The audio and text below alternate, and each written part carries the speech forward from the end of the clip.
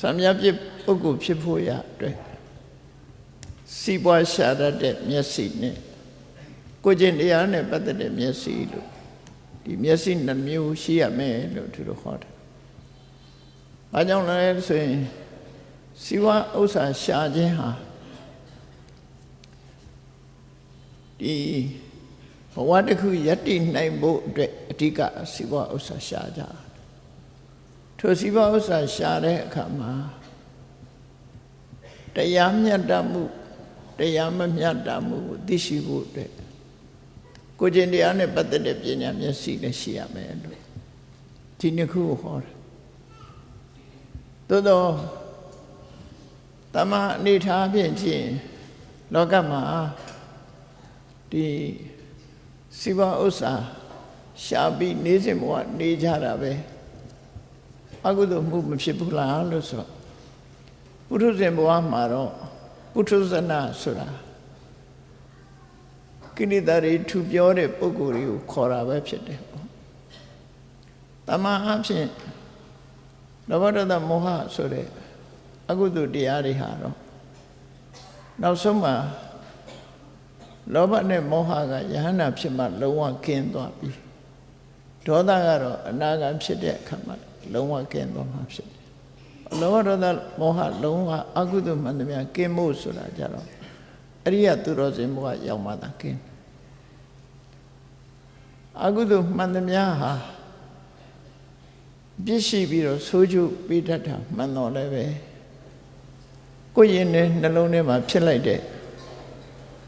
Now the Bawa de Atakuga a big game biro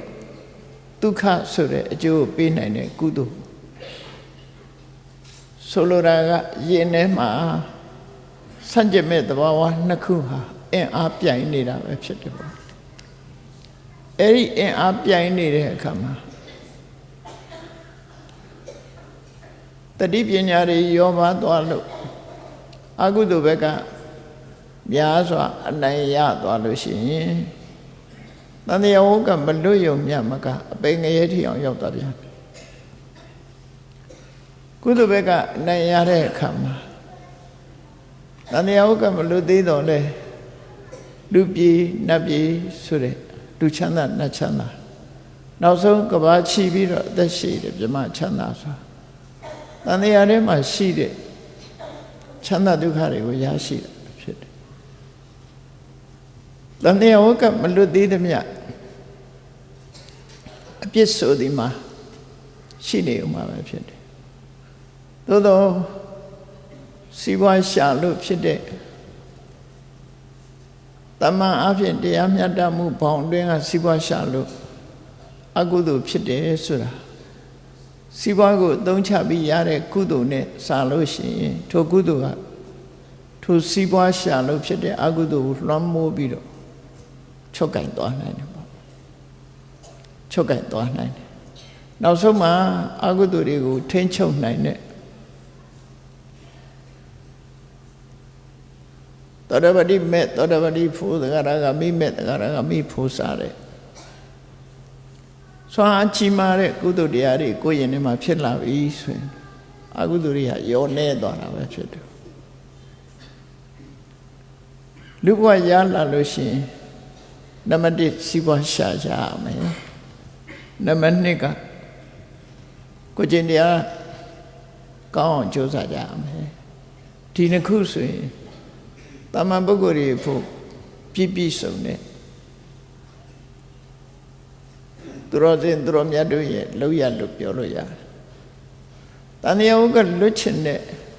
Tegegu, Tanyajigu, Nigui, Tanyaoga Luchimi Sure Kajama. Siva Osa Ole Sonode. The other matter that goes a chimney, Sure Kajaro. Taro Lanyo the Kude, Dora, website upon no. Erokuha Kubua Yauni de Kama, Petlanyo, Yuitara, Le Sui. Then the Arema Kudogamu Pew Bido. Kojindia Gom Mone Luchana Nachana Chana de Kuani, Chana de Kuyashi be နောက်ဆုံးတန်တရားဝကြီးကညီးငွေ့လာတဲ့အသိဉာဏ်တွေရလာပြီဆိုတဲ့ခါမှာနိဗ္ဗာန်ဆိုတဲ့ပန်းတိုင်ကိုဥတည်ပြီးသွားမယ်ဆိုလို့ရှိရင်ကတော့ဖြစ်တဲ့ဖြစ်လိုက်တာကတော့စီးပွားဥစ္စာကိုရှာလဲရှာရမယ်စစ်မှန်တဲ့နိလန်နဲ့အသုံးချတာလဲလုပ်ရမယ်လို့တန်တရားခရီးသွားနေတဲ့ပုဂ္ဂိုလ်တွေဟာကိုသွားနေတဲ့ခရီးလမ်းကြောင်းကိုလည်းသိဖို့လိုအပ်တယ်ပေါ့နော်သိဖို့လိုအပ်တယ်တန်တရားဝကကျွတ်ချင်ပြီဆိုလို့ရှိရင်လည်းလွတ်ချင်ပြီဆိုရင်လည်းတန်တရားဝကလွတ်တဲ့လမ်းကြောင်းကိုသိဖို့လိုတယ်ပေါ့လူတိုင်းဟာတန်တရားဝကလွတ်တဲ့လမ်းကြောင်းကိုသွားနေကြတာမဟုတ်ဘဲနဲ့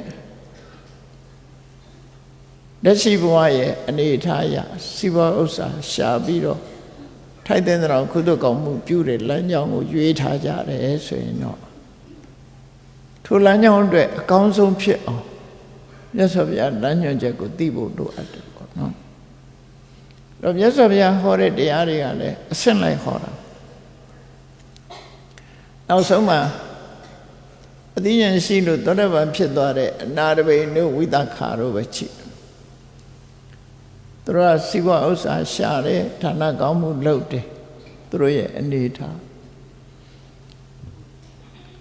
အဲ့ဒါလို့စီးပွားရှာပြီးဌာနကောင်းမှုကုသိုလ်တွေကိုကြိုးစားအထောက်နေတဲ့ပုဂ္ဂိုလ်တွေမြတ်စွာဘုရားဟောတဲ့တရားတွေကိုကြည့်မယ်ယဟန်တန်ဃာတွေကဘာတွေဟောတော့နာရဝိနုဝိတခါတို့ကိုဟောတဲ့တရားတွေဟာဒါနအကျိုးဆိုတာမျိုးတွေကိုဟောတာများတယ်ကိုကျင့်သီလဒါနအကျိုးဟောတာမျိုးဒါကြောင့်နာရဝိတထေကြီးကနောက်ဆုံးအချိန်သူရောက်တဲ့အခါမှာရှင်သာရိပုတ္တရာမထေရမြတ်ကနာရဝိတထေကြီးရဲ့နောက်ဆုံးအချိန်မှာကျမကြီးမကောင်းလို့အေးရတဲ့လဲပြီးဆိုတဲ့အခါရှင်သာရိပုတ္တရာနဲ့ရှင်အနန္ဒာတို့ကြွသွားပြီးတရားဟောတဲ့အခါမှာအစွဲဖြုတ်ဖို့ဆိုတဲ့တရားကိုဟောတယ်စွဲဖြုတ်ရမယ်မျက်စိကိုလည်းဆွဲဖြုတ်ရမယ်မျက်စိကမြင်တဲ့အစင်အာယုံကိုမှလည်းအဆွဲဖြုတ်တယ်ဖြစ်ပေါ်လာတဲ့များတွေအလုံးဆွဲမထားဘူးဒီချိန်မှာဒါနသီလတရားမဟောပဲနဲ့ဝိပဿနာကျင့်စဉ်ပုံစံမျိုးဟောပြီးတဲ့အခါနာရဝိတ္တိကြီးမျက်ရည်ကျတယ်မျက်ရည်ကျတဲ့အခါမှာရှင်အနန္ဒာကတွေးတယ်အော်သိခြင်းတရားရင်ဆိုင်ရမှာဆိုတာဘယ်သူပဲဖြစ်ဖြစ်ကြောက်မှာပဲနာရဝိတ္တိကြီးရဲ့စိတ်ဓာတ်တွေဆုံးနေသလားလို့ဆိုအားပေးတဲ့အနေနဲ့ဖြစ်ပေါ်လာတဲ့သင်္ခါရတရားတွေယန္တံသာတံဘူတံသင်္ခတံပါလောကဓမ္မလောကကြီးမှာပြုပြင်ထားတဲ့တရားတွေမှန်သမျှသင်္ခါရတရားတွေမှန်သမျှပါလောကဓမ္မပျက်စီးမှုမှာဆုံးသက်ရတဲ့သဘောရှိတယ်ဒီလိုတရားသဘောနဲ့ကြည့်မယ်ဆိုရင်တန်ကုဋ္ဌိထလဘ္ဗဘယ်သူမှမတတ်နိုင်ဘူးသဘာဝတရားရဲ့လှုပ်ဆောင်မှုဘယ်သူမှမတတ်နိုင်ဘူးဆိုတော့ရှင်အနန္ဒာကိုလျှောက်တယ်ရှင်အနန္ဒာတပည့်တော်မြတ်စွာဘုရားဟောထားတဲ့အနိစ္စသဘောသိပါတယ်တဲ့တပည့်တော်ဝမ်းနေတာကတခြားမဟုတ်ဘူးတဲ့သာသနာတော်ကိုအကြီးကျယ်ထောက်ပံ့ပြီးဇေရွန်ကျောင်းတို့ကျောင်းကြီးဆောက်လုပ်လှူဒန်းရုံမြတ်မကနေ့စဉ်နဲ့မြတ်ယဟန်တန်ဃာတွေရဲ့ဆွမ်းကံဝေယဝိဆာကိုအကြီးကျယ်ကိုပြီးရင်ပြီးပြုစုတဲ့အနာတဝိတ္တိကြီးကိုယဟန်တွေကလည်းပဲဒါနတရားသီလတရားပဲဟောဒီတရားမျိုးသူမနာရဘူးတဲ့အခုလိုအချိန်ကျမှသူဒီတရားနာရတယ်ပေါ့အဲ့ဒီမှာရှင်အနန္ဒာတို့ရှင်သာရိပုတ္တရာဖြေတာတော့ကျောင်းတကာကြီးတဲ့ဒီတရားမျိုးဟောတာတော့လူစရာဟာစီးပွားဥစ္စာတွေရှာရတယ်မိသားစုနဲ့နေတယ်ဆိုတော့ ဆွဲမထားဖို့ဟောတဲ့အခါမှာအတိုင်းနဲ့ဝိုင်းနဲ့ပစ္စည်းဥစ္စာရှားနေတဲ့ပုဂ္ဂိုလ်တယောက်ဖို့မဆွဲလန့်ရဘူးလို့ဟောမယ်ဆိုလို့ရှိရင်သူတို့ဖြစ်ပေါ်နေတာတွေနဲ့ဆန့်ကျင်ဘက်လူဖြစ်နေမှာဆိုလို့ဒါနတရားကိုပဲအဓိကထားပြီးတော့ဟောကြတယ်လို့ဆိုလို့နာရဝိတ္တိကြီးကလျှောက်ထားတော်တယ်ရှင်ဘုရားတို့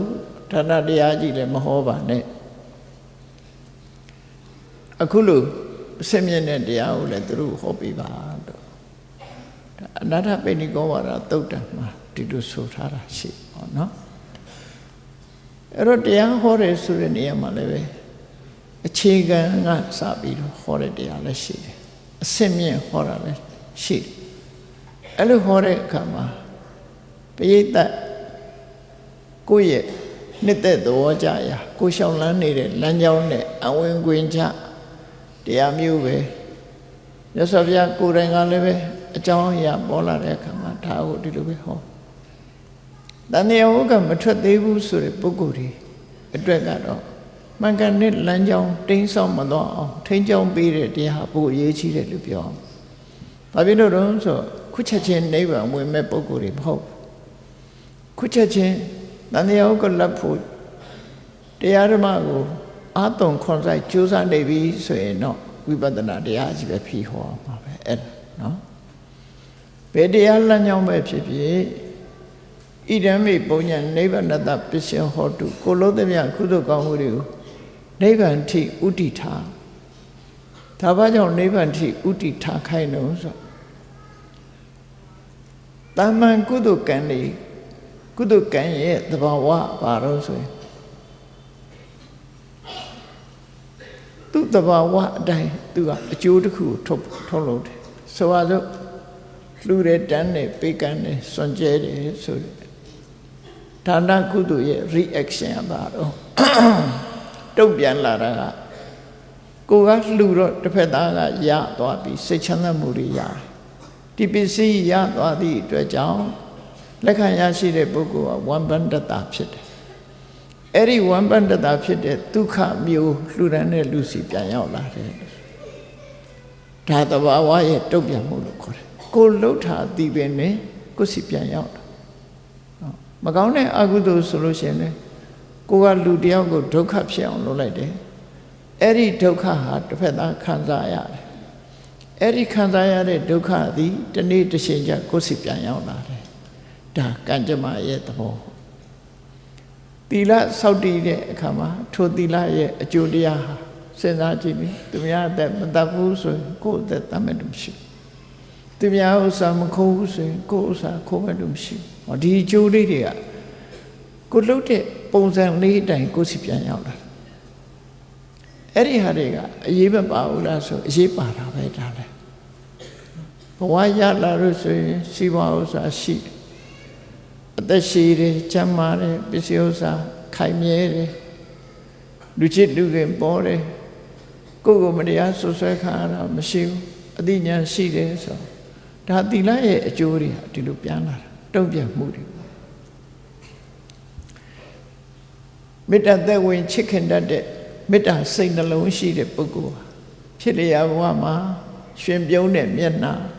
ကြည်လင်တဲ့အသာအရေးကိုရရှိ။ဘာကြောင့်လို့ဆိုရင်သူ့ကိုအကြောင်းပြုပြီးတော့ကျန်တဲ့လူတွေဟာပြုံးကြရတယ်လေ။ရှင်လန်းကြရတယ်။အဲ့ဒီရှင်လန်းမှုသူပြန်ရ။အေး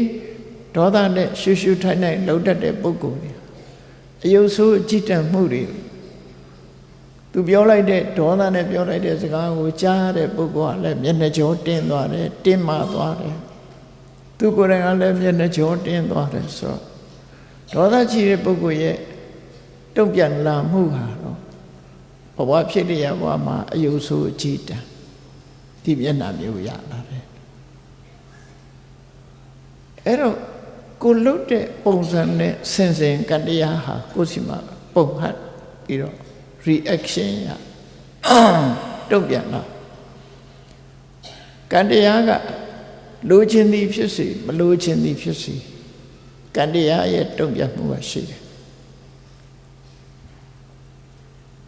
ကြမ်းမြင်ပြောရမယ်ဆိုရင်တရေစိတ်ကိုစိုက်ရင်တရေပင်ရမှာပဲ ဓမ္မဈေးကိုစိုက်ရင်ဓမ္မပဲရမှာပဲဒါသဘာဝတရားရဲ့တုံ့ပြန်မှုလို့ခေါ်တယ်ကုသိုလ်ကောင်းမှုလုပ်တဲ့အခါမှာလည်းပဲကိုလုပ်တဲ့ကုသိုလ်ကံရဲ့တစ်ဖက်သားခံစားရတဲ့အကျိုးကိုကြည့်ပြီးတော့ကိုယ်မှာဒီလိုအကျိုးမျိုးတွေတုံ့ပြန်ရရှိတာဒါကတောင်းသည်ဖြစ်စေမတောင်းသည်ဖြစ်စေလိုချင်သည်ဖြစ်စေမလိုချင်သည်ဖြစ်စေကံကြမ္မာအရာဖြစ်ပေါ်နေတဲ့အရာတွေသာဖြစ်တယ်နိဗ္ဗာန်ကိုဥမတည်ဘူးဆိုလို့ရှိရင်ဒီသဘာဝကံတရားတစ်ခုသည်နိဗ္ဗာန်ကိုဖန်တီးပေးမှာမဟုတ်ဘူးနိဗ္ဗာန်လမ်းကြောင်းပေါ်တင်ပေးမှာမဟုတ်ဘူးဘာလို့ဆိုတော့သူ့ရဲ့တုံ့ပြန်မှုကတန်တရားထဲမှာပဲရှိတယ်အဲ့ဒါကြောင့်မလို့ဣဒံမေပုံယံနိဗ္ဗာနတပစ္စယဟောတုဒါနိဗ္ဗာန်ရဲ့အထောက်ပံ့ဖြစ်ပါစေလို့ဆိုလိုက်တဲ့အခါမှာ intention ဆိုတာပါသွားပြီကိုလုပ်တဲ့ကုသိုလ်ကောင်းမှုဟာတာမန်ဒီလိုဒါနလုပ်လို့ဖြစ်ရဘဝမှာချမ်းသာကြွယ်ဝတဲ့အကျိုးဒါသဘာဝအကျိုးသီလဆောက်တည်လို့သက်ရှိခြင်းကျမ်းမာခြင်းစတဲ့အကျိုးဒီအကျိုးတွေတဲ့အပြင်နိဗ္ဗာန်ချမ်းသာကိုမျက်မှောက်ပြုနိုင်တဲ့ပုဂ္ဂိုလ်ဖြစ်ရပါလို့ဆိုဒါတန်တရားတွေကခုနကစိဘဥစ္စာကြွယ်ဝချမ်းသာခြင်းအသက်ရှိခြင်းဆိုတာတန်တရားတွေကချမ်းသာတွေပဲဖြစ်တယ်နိဗ္ဗာန်ဆိုတာကြတော့တန်တရားအပြင်ဘက်ကတန်တရားကထွက်ခွာသွားပြီဆိုတမန်ကုသိုလ်တစ်ခုကအဲ့ဒီနိဗ္ဗာန်ကိုပို့ဆောင်ပေးနိုင်မှာမဟုတ်ဘူးတဲ့ဒါကြောင့်မို့လို့ရည်ရွယ်ချက်ထားပြီးတော့ဣဒံမေပုံညာနိဗ္ဗာနတပစ္စယဟောတုဆိုနိဗ္ဗာန်ကိုဥတည်ပြီးတော့လုံးလိုက်ပြီဆိုတဲ့အခါမှာဒီကုသိုလ်ကောင်းမှုတွေဟာစွမ်းအားကနိဗ္ဗာန်လမ်းကြောင်းပေါ်မရောက်ရောက်အောင်ပို့တင်ပေးရုံမျှမကဒီကုသိုလ်ကံတွေဟာနိဗ္ဗာန်ရောက်ဖို့ဖန်တီးပေးနိုင်ပေးခြင်းမရှိသေးသမျှရဆိုင်သွားမှာမဟုတ်ဘူးနိဗ္ဗာန်လမ်းကြောင်းပေါ်ကိုတနည်းမဟုတ်တနည်းရအောင်တင်ပေးမဲ့သဘောရှိတယ်အဲ့ဒါကိုပဲခွဲတဲ့အခါဝတ္တနေတိတဝိဝတ္တနေတိတကုသိုလ်လို့ပြောတာနော်အဲ့တော့နိဗ္ဗာန်ဆိုတာတော့ဆုတောင်းပြီးတော့မှဥတည်ချက်ထားမှသာလဲကံတရားကပေးနိုင်တာဖြစ်တယ်ဥတည်ချက်မထားဘူးဆိုလို့ရှိရင်သဘာဝအတိုင်းဝတ်တွဲမှာပဲပေးတယ်ဒါကြောင့်မို့ဘုရားမတော်ဝင်သူတော်စင်တွေကိုဒီလမ်းညွှန်မှုပေးတဲ့အခါမှာဘာကောင်းမှုလုပ်လို့ဣဒံမေပုံညာနိဗ္ဗာနတပစ္စယဟောတုနိဗ္ဗာန်ရဲ့အထောက်အကူဖြစ်ပါစေဆိုတာတန်တရားဝကလွတ်ဖို့အခွင့်အလမ်းကြီးတစ်ခုဖြစ်သွားတယ်အနာရဝိနုဝိသခါတို့ဆိုတာဒီကဘာကနေပြန်ပြီးတော့ရေတွက်လိုက်တဲ့အခါမှာကဘာတသိန်းထက်မှာဘုဒ္ဓမုဒ္ဒရာမြတ်စွာဘုရားပွင့်ခဲ့တယ်အဲ့ဒီဘုဒ္ဓမုဒ္ဒရာမြတ်စွာဘုရားလက်ထက်မှာလူဘဝရလာတယ်တာမန်လူဘဝပဲရှိသေးတယ်ရလာတဲ့အခါမှာသူတို့ရဲ့ဆန္ဒနဲ့အားချလာကြဆုတွေပါတောင်းကြတယ်အဲ့ဒီကနေပြီးတော့မြတ်စွာဘုရားရဲ့ဗျာဒိတ်တွေကိုရပြီးတော့ကဘာပေါင်းတသိန်းဖြတ်တန်းခဲ့ရတယ်အဲ့တော့ကဘာတသိန်းဆိုတာဘဝတသိန်းကိုပြောတာမဟုတ်ဘူးကဘာပေါင်းတသိန်းဆိုတာဘယ်လောက်ရှိရဲဆိုတာစဉ်းစားကြည့်တကဘာမှာအယိုးရှိတဲ့တတ္တဝါဖြစ်လို့ဆင်ကြီးတော့မဟုတ်ဘူးလူပဲဆိုပါစို့နော်ဆင်ဆွေတော့အယိုးကပိုများမှာပေါ့နော်အယိုးရှိတဲ့တတ္တဝါဖြစ်ပြီးကဘာတစ်ခုမှာတကဘာအတိုင်းအတာတစ်ခုမှာကိုယ်အယိုးတွေကိုမပြောက်ပြက်အောင်စုပုံပြီးတော့ထားမယ်ဆိုလို့ရှိရင်မြတ်စွာဘုရားကရာဇဂုပြည်နာကတောင်ငါလုံးထဲမှာဝေပုံလတောင်ကြီးလောက်ကိုရှိနိုင်တယ်တကဘာရဲ့အယိုးပုံဒါလူတယောက်တည်းရဲ့တကဘာရဲ့အယိုးပုံသည်ဝေပုံလတိုင်တောင်လောက်ကိုမပြောက်ပြက်ဘူးဆိုရင်အဲ့လောက်ထိအောင်ရှိမယ်ဆိုအဲ့တော့ကဘာတသိန်းဆိုတာတွက်တာကြည့်ပါဘယ်လောက်ကြာအဲ့တော့ကုသိုလ်ကောင်းမှုပြုပြီးတော့ဂေါရမမြတ်စွာဘုရားလက်ထက်မှာတောင်မှပဲသောတပန်အဖြစ်နဲ့သာသူတို့လမ်းကြောင်းပေါ်ရောက်သေးတာတဂရကအနာဂယဟန္တာဆိုမဖြစ်သေးဘူးပေါ့ခုချိန်ထိတန်တရားဝတ်ထဲမှာရှိတော့မယ်ဝိတခါက၅ခုမြောက်နတ်ပြည်နေမာနရတိဘုံမှာရှိတယ် အနာရဝိတ္ထေကတုတ်တိတာပြေမှာရှိတယ်အဲ့ဒါလို့ဘဝတစ်ခုမှာဒီကိုယ့်ရဲ့ဥတည်ချက်စိတ်ဆန္ဒတွေကိုယ့်ရဲ့မျှော်မှန်းချက်တွေနဲ့သောတပန်ဘဝကနေပြီးတော့အပယ်ဆင်းရဲကလွတ်ပြီးအဲ့ဒီလိုဆင်းရောက်ပြီးသောတပန်ဖြစ်ပြီးရင်ခုနဘဝဟာအလွန်ဆုံးပဲသူတို့နတိဘဝအဋ္ဌမမာရိယန္တိရှစ်ခုမြောက်ဘဝပဋိသန္ဓေမနေတော့ဘူးခုနဘဝသောတပန်ဖြစ်ရင်ခုနဘဝဟာပြီးတတ်မယ်တန်တရားကလွတ်မယ်ဆိုတဲ့ဒီလိုအဲ့တော့စဉ်းစားကြည့်မယ်ဆိုလို့ရှိရင်တော့တန်တရားရဲ့နေတဲ့အခါမှာလမ်းကြောင်းမှန်မော်ရောက်နေဖို့အမြဲတမ်းအရေးကြီးတယ်တန်တရားကလွတ်ဖို့ဆိုတာဝိသခါတို့အနာရိတို့တောင်မှကဘာတသိန်းကိုဖြတ်ခဲ့ရသေးတယ်နော်တော့တူနဲ့တူတော့မတူဘူးပေါ့နော်သူတို့ကဆူကြီးပန်ထားတဲ့ပုဂ္ဂိုလ်တွေဆိုကဘာတသိန်းကာလဖြတ်ကောရမမြတ်စွာဘုရားလက်ထက်မှာမဟာတာဝကတို့ဣတိရေဘွယ်လူရတဲ့ပုဂ္ဂိုလ်တွေတို့ဆိုတာကဘာတသိန်းကနေပြီးကုသိုလ်ကောင်းမှုပြုပြီးပါရမီဖြည့်ခဲ့တဲ့ပုဂ္ဂိုလ်တွေပဲသူတို့ပါရမီဖြည့်ရတဲ့အတိုင်းအတာဟာဘဝနဲ့ပြောတာမဟုတ်ပဲနဲ့နော်လူဘဝနဲ့ပြောမယ်ဆိုရင်ဘယ်လိုပြောဖို့မရနိုင်ဘဝနဲ့ပြောတာမဟုတ်ဘူးကျင်လီခဲ့တဲ့အတိုင်းအတာကြီးဟာကဘာပေါင်းကိုတသိန်းနဲ့ဘဝပေါင်းနဲ့ဆိုရင်ပြောလို့မရတော့ကဘာတသိန်းကြာခဲ့တယ်အဲ့တော့အဲ့လောက်ကြာရှည်တဲ့ခီးလမ်းကြောင်းဒီလိုကြာရှည်တာနဲ့ပတ်သက်ပြီးတော့လည်းပဲလူရဲ့ဆန္ဒတရားရှိတယ်လူရဲ့ဆန္ဒတွေရှိတယ်အနာရဝိနုဝိသခါတို့ကဖះနဲ့တွေ့ပြီးတော့တကယ်ကိုမြတ်စွာဘုရားကိုလှူတဲ့တန်းတဲ့နေရာမှာတော့ထိတ်တန်းဥပဒကဥပတိကမတွေဖြစ်ကိုရခြင်းဒါကြောင့်မို့သူတို့ဥတီချက်ကအဲ့ဒီဘက်ကိုသွားတယ်အဲ့ဒီဘက်ကိုဥတီထားတယ်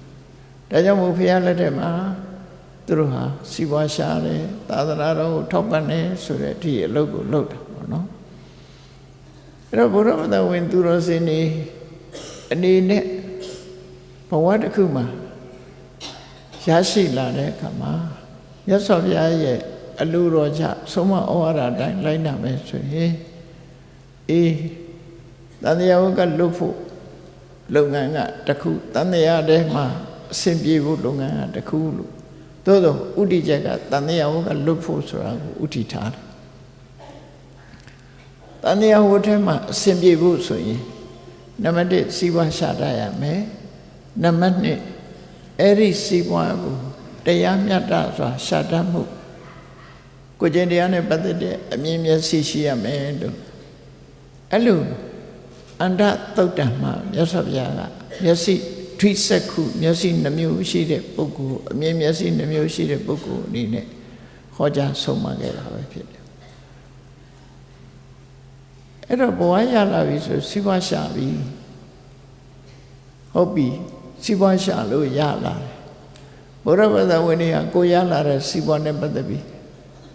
ဘယ်လိုသုံးဆွဲရမလဲဘယ်လိုသုံးပြရမလဲဆိုတာကိုလည်း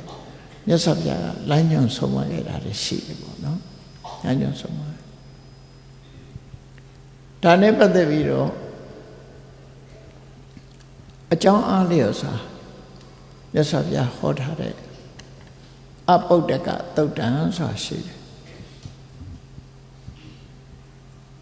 ဒီနေ့မှာမြတ်စွာဘုရားသည်တာဝတိမြို့စေရွန်ကျောင်းမှာသရင်သုံးနေတဲ့အချိန်ကောသရမင်းကြီးဆိုတာ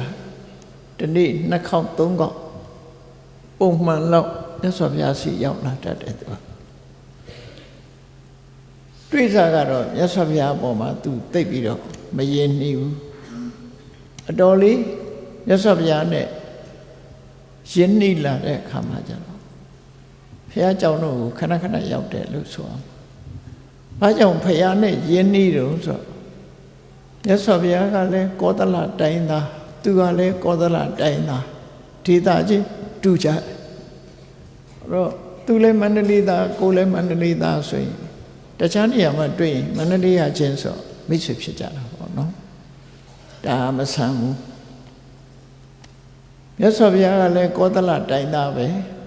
ကောသလတိုင်းကဘယ်ထိအောင်ရောက်တော့ဆိုဟိမောတတောင်ခြေချီရောက်တယ်ဒါမို့လို့တက္ကတိုင်းလို့ဆိုတာကောသလတိုင်းရဲ့လက်အောက်ခံနေရပဲ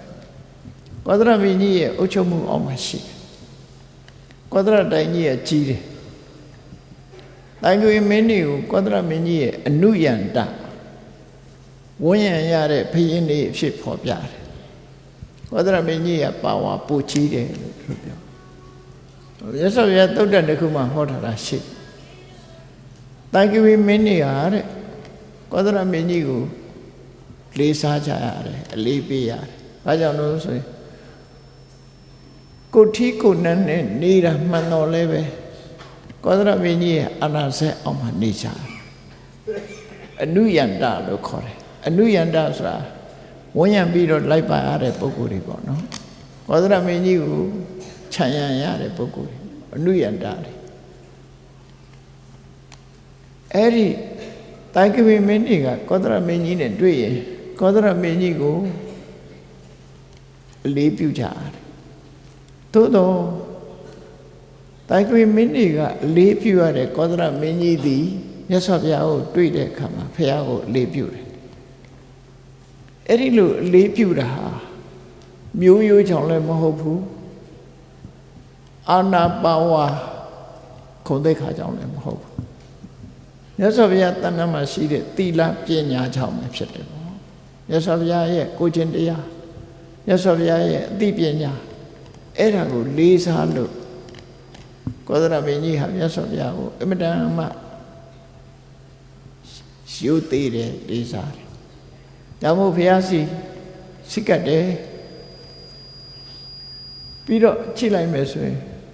ကောသလမင်းနဲ့မြတ်စွာဘုရားတို့ဟာတတူရွယ်တူဖြစ်တယ်ဘုရားဖြစ်စားကမြတ်စွာဘုရား35နှစ်ကောသလမင်းကြီးကလည်း35နှစ်ပဲမင်းဖြစ်တာပဲသူတို့အဲ့ဒီလိုတတူရွယ်တူတနေ့တည်းသာပုဂ္ဂိုလ်နှစ်ဦးဖြစ်ခြင်းကြောင့်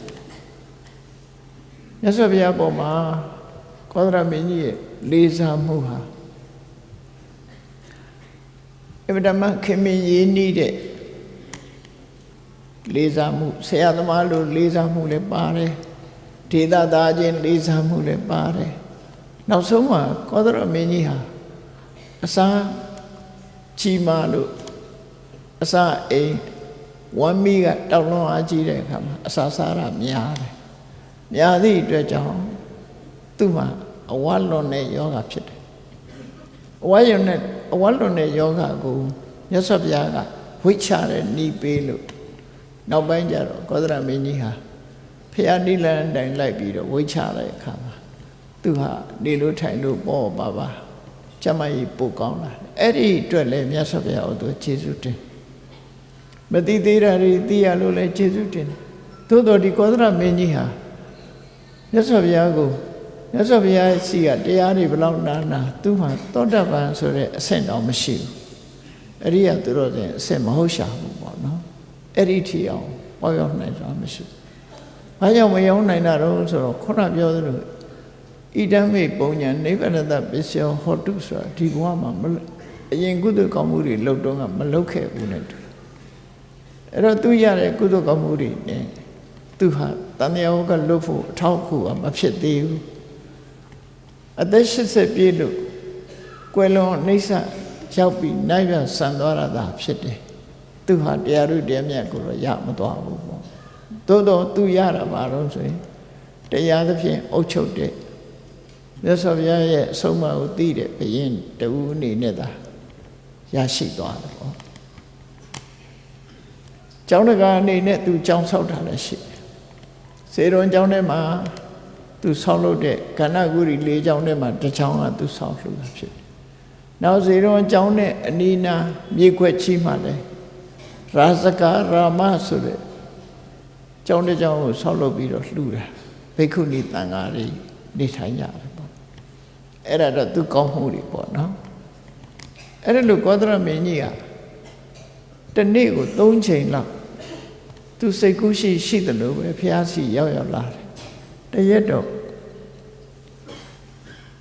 နေတဲ့စားပြီးတဲ့အချိန်မှာသူမြတ်စွာဘုရားစီရောက်လာတော့မြတ်စွာဘုရားက မဟာရာဇာလို့ဘုရင်တွေကိုခေါ်လို့ရှိတယ်ဒီမဟာရာဇာဆိုတဲ့အသုံးနှုန်းကအိန္ဒိယနိုင်ငံမှာလည်းပဲခဏခေတ်ထိသုံးလုံးပဲရှိသေးတယ်မဟာရာဇာလို့သူတို့ကြတော့စာခွဲကိုချတာနဲ့မဟာရာဇာလို့ပဲခေါ်တယ်နော်အဲ့ဒီမှာမြတ်စွာဘုရားမဟာရာဇာနေ့တဲ့အချိန်ကြီးမှာဘယ်ဟာလာခဲ့တာလဲမေးတဲ့ခါသူကပြောပြတယ်ရှင်ဘုရားတဲ့တပည့်တော်မင်းရေဆိုရီလုပ်ငန်းတွေနဲ့စီမံခန့်ခွဲပြီးတော့တပည့်တော်လာခဲ့တာပါတဲ့ဆိုပြီးတော့သူလျှောက်တယ်သူဘာစီမံခန့်ခွဲရတော့ဆိုတာဝတိမြို့မှာဗျာတဲ့သားသမီးမထွန်းကအလုံးကိုချမ်းသာတဲ့တထေတူဆုံးသွားတယ်ပစ္စည်းတွေကရွှေတင်းငါးတင်မဲ့သိန်းချီချမ်းသာပြီးတော့ငွေကြေးဆိုတာတော့သူ့မှာရေတွက်လို့မရတော့အောင်ကြွယ်ဝချမ်းသာသူဖြစ်ပါတယ်တာဝတိမြို့ကအလွန်ချမ်းသာတဲ့တထေကြီးလွန်ချမ်းသာတယ်ဒါပေမဲ့သူကသားသမီးမထွန်းကားဘူးတဲ့သားသမီးမထွန်းကားတော့သူတည်တဲ့အခါကျတော့သူတို့ရဲ့တိုင်းပြည်ရဲ့ထုံတန်းစင်လာရသားသမီးမထွန်းကားတဲ့ဒီမိသားစုပိုင်တဲ့ပစ္စည်းတွေကိုဘုရင်ကအကုန်သိမ်းယူရတာဒါဥပဒေအရပေါ့နော်မတရားသိမ်းတာတော့မဟုတ်ဘူးဥပဒေအရဘုရင်ပဲပိုင်ဆိုင်ခွင့်ရှိတယ်ပေါ့အိန္ဒိယထုံးစံကသားသမီးမရဘူးဆိုလို့ရှိရင်တထေးကြီးဆုံးသွားရင်တထေးကတော်ကြီးကပိုင်ဆိုင်ခွင့်မရှိဘူးတဲ့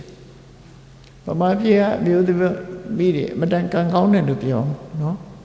အိန္ဒိယနဲ့နီးပေမဲ့လို့အိန္ဒိယရဲ့ဓလေ့ထုံးတမ်းစဉ်တွေဗမာပြည်မှာသိမရှိဘူးအိန္ဒိယမှာအဲ့လိုပဲအမျိုးသားကိုမှီပြုပြီးတော့အမျိုးသမီးတွေကသုံးဆွဲချဒါကတော့သူတို့ရဲ့ tradition လို့ပြောမှာဖြစ်တယ်အမျိုးသမီးတွေကိုနှိမ်တာလည်းမဟုတ်ဘူးအစင်လာ tradition ရဒီလိုဖြစ်တယ်သားသမီးထွန်းကားပြီဆိုမှ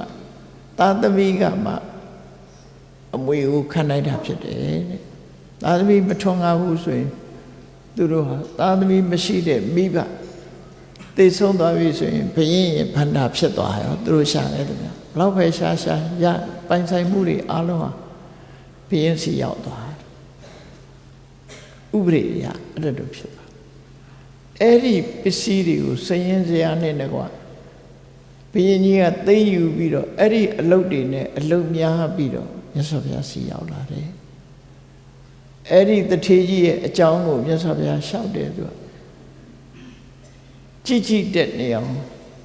ဒီတထေးကြီးဟာချမ်းသာပါတယ်ဗျာတဲ့သို့တော့သူစားတဲ့ထမင်းဟာစကွဲထမင်းနဲ့ပအုံးရီဟင်းနဲ့ဒါနဲ့ပဲစားတယ်ဟင်းကောင်းမစားစကွဲထမင်းနဲ့ပအုံးရီဟင်းကိုပဲစားသူဝတ်တဲ့အဝတ်ကပိုက်ဆံလျှော်နဲ့ရက်လုတ်ထားတဲ့အဝတ်ကို၃ပိုင်းဆက်ပြီးတော့သုံးနံဆက်အဝတ်ကိုဝတ်တယ်ဘယ်တော့မှကောင်းတဲ့အဝတ်တွေတမိုးကြီးတဲ့အဝတ်တွေမဟုတ်ဘူးတဲ့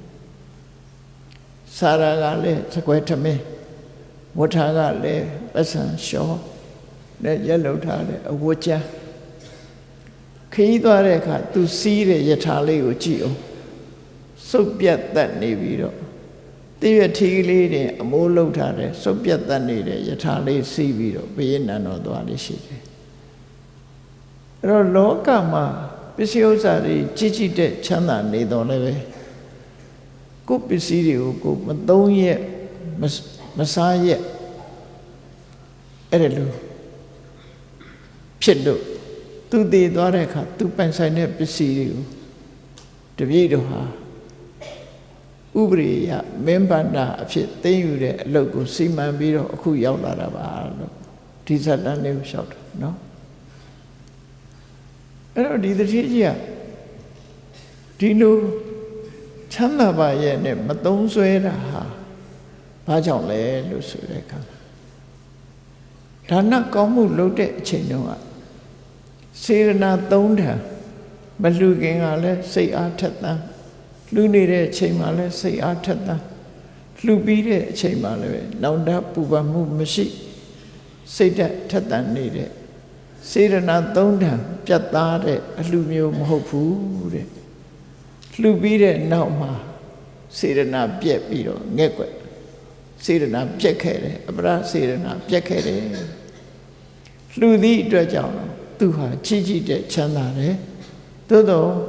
နောက်ပိုင်းစေရနာပြက်သည့်အတွက်ကြောင့်ရှိထားတဲ့ပစ္စည်းကိုသုံးဆွဲလူတဲ့စိတ်သူ့မှာမရှိဘူးနော်သုံးဆွဲလူတဲ့စိတ်မရှိလို့တမန်အဖြစ်ကြည့်ကြမယ်ဆိုရင်နှမျောလို့မသုံးတာလို့ထင်အောင်ထင်မှာသူဟာနှမျောတာတဲ့ပူသေးတယ်လို့ပြောမှာဖြစ်တယ်နှမျောလို့မသုံးတာတဲ့သုံးခြင်းစိတ်ကိုမရှိတဲ့ဟာနော်သုံးခြင်းစိတ်ကိုမရှိတချို့ကြတော့သုံးခြင်းစိတ်မရှိုံမြမကအကောင်းနဲ့မတည့်တဲ့လူကရှိသေးတယ်လေကောင်းတာဆိုမတည့်ဘူးအစားစားလဲကောင်းတာဆိုမတည့်ကောင်းတာကိုမကြိုက်တာအဝတ်လည်းကောင်းတာမကြိုက်ဘူးအစားစားလည်းကောင်းတာမကြိုက်ဘူးစီးရရင်လည်းကောင်းတာမကြိုက်ဘူးအဲ့လိုမျိုးတွေဖြစ်တတ်တယ်ဒါမို့ဒါနကောင်းမှုလုပ်တဲ့အခါမှာဟောကြပြောကြသတိပေးကြတာစေရနာသုံးထံပြတ်သားဖို့လိုတယ်ပြီးတော့သာသမီမထွန်းကားဘူးဆိုတာလည်းပဲအပရစေရနာပြတ်ခဲ့လို့ပဲအဲ့တော့လူတွေရဲ့စိတ်ဓာတ်ဟာ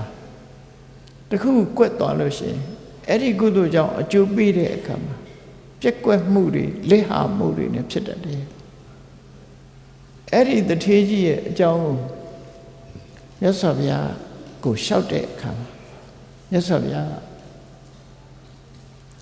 ဒီဘဝကိုနှိုင်းရှင်ပြီးတော့ဟောပြောတာတပ္ပုရိသနဲ့အတ္တပုရိသလူတော်လူကောင်းနဲ့လူတော်လူကောင်းမဟုတ်သူတပ္ပုရိသဆိုတာသူတော်ကောင်းလူတော်လူကောင်းအတ္တပုရိသဆိုတာလူတော်လူကောင်းမဟုတ်ဘူးအတွေးအခေါ်လွဲချော်နေတဲ့ပုဂ္ဂိုလ်အတွေးအခေါ်မှန်ကန်တဲ့ပုဂ္ဂိုလ်လို့လူရဲ့စိတ်တွေသဘောထားမှန်ကန်သူနဲ့စိတ်တွေသဘောထားမမှန်ကန်သူတွေရဲ့ဘဝဟာအခုလိုဖြစ်တတ်တယ်ဆိုပြီးမြတ်စွာဘုရားဘာနဲ့ဥပမာပေးတော့ဆိုဒီလိုပဲတဲ့လောကမှာဒီအတွေးအခေါ်မှားယွင်းနေတဲ့ပုဂ္ဂိုလ်တွေဟာရှားရှိလာတဲ့ပစ္စည်းတွေကိုရှားပွေလို့စုဆောင်းလို့ရတာတဲ့ပစ္စည်းတွေကိုစနစ်တကျမသုံးသည့်အတွက်ကြောင့်ကိုယ်အတွက်လည်းအကျိုးမရှိသူများအတွက်လည်းအကျိုးမရှိဘလူးဆောင်တဲ့ရေကန်တွေကရေတွေဟာရေချိုရေအေးရေမွေးတွေဖြစ်တော်လဲပဲမသုံးတဲ့အခါမှာဒီရေတွေဟာအလဟတကုန်သွားတယ်ဘယ်သူအတွက်မှသုံးမဖြစ်ဘူးအဲ့ဒါလိုပဲစိတ်ကောင်းနှလုံးကောင်းမရှိတဲ့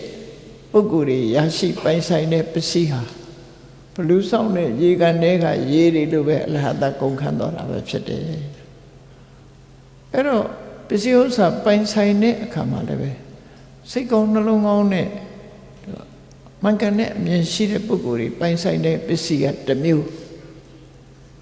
အဲ့ဒါလိုမဟုတ်ဘဲနဲ့စိတ်ကောင်းနှလုံးကောင်းမရှိဘဲနဲ့ပိုင်ဆိုင်ခွင့်ရသွားတဲ့ပုဂ္ဂိုလ်ရဲ့အနေထားတစ်မျိုးဆိုတာကိုမြတ်စွာဘုရားခွဲခြားဟောတာနော်စီးပွားဥစ္စာဆိုတာတဲ့အတွေးခေါ်လွဲချော်နေတဲ့မှန်ကန်တဲ့အမြင်မရှိတဲ့ပုဂ္ဂိုလ်တွေဟာတဲ့သူတို့ရထားတဲ့စီးပွားဥစ္စာတွေကိုကိုယ်အတွက်လည်းအသုံးမချဘူးမိဘတွေအတွက်လည်းအသုံးမချဘူးမိမိရဲ့မိသားစုအတွက်လည်းအသုံးမချဘူးကိုယ်အိမ်မှာအလုပ်လုပ်တဲ့လူတွေအတွက်လည်းအသုံးမချဘူးဆွေမျိုးသားချင်းတွေအတွက်လည်းအသုံးမချဘူးတဲ့ဒါနကောင်းမှုလည်းမပြုဘူးတဲ့ဘဝရဲ့တက်လန်းဖြစ်တဲ့အထက်တန်းကိုအကျိုးပေးနိုင်တဲ့ကုသိုလ်ကောင်းမှုမျိုးကိုလည်းဒါနကောင်းမှုလည်းမလုပ်ဘူးတဲ့ဒီပစ္စည်းတွေဟာသုံးလည်းမသုံးနော်သုံးလည်းမသုံးပဲနဲ့သိမ့်ုံသိမ့်ထားပြီးတော့တည်တဲ့အခါမှာမင်းမနာဖြစ်တော့ဒီပစ္စည်းတွေအတွက်ဘာအကျိုးမှမရလိုက်ဘူးရက်ခိုက်စောင်းတဲ့ရေကန်တွေကရေဟာ ဘယ်သူမှမတောင်းရပဲနဲ့ခန်းသွားတယ်လို့ပဲသူတို့ပိုင်ဆိုင်တဲ့ပစ္စည်းတွေဟာဘယ်သူကမှအကျိုးမပြုပဲနဲ့နောက်ဆုံးဟာဒီလိုကုံဆုံးသွားရခြင်းဖြစ်တယ်ဒါကြောင့်စီးပွားဥစ္စာနဲ့ပတ်သက်တဲ့အခါမှာစိတ်ကောင်းနှလုံးကောင်းရှိပြီးအမြင်မှန်တဲ့ပုဂ္ဂိုလ်တေကြတော့စီးပွားဥစ္စာမကန်တဲ့တရားမျှတတဲ့စီးပွားဥစ္စာတွေကိုရှာကြတယ်ရှာလို့ရလာတဲ့ပစ္စည်းဥစ္စာတွေကိုတဲ့နံပါတ်1ကအတ္တနံဒုက္ခေတိပိနေတိကိုချမ်းသာအောင်သုံးပြုတယ်ကိုချမ်းသာအောင်နေတယ်ကိုအတွက်သုံးတယ်ဒါလုပ်ရမယ်စီးပွားဥစ္စာရှာတယ်ဆိုတာကိုချမ်းသာအောင်နေဖို့နံပါတ်1နံပါတ်2ကမာတာပိတရောဒုက္ခေတိပိနေတိ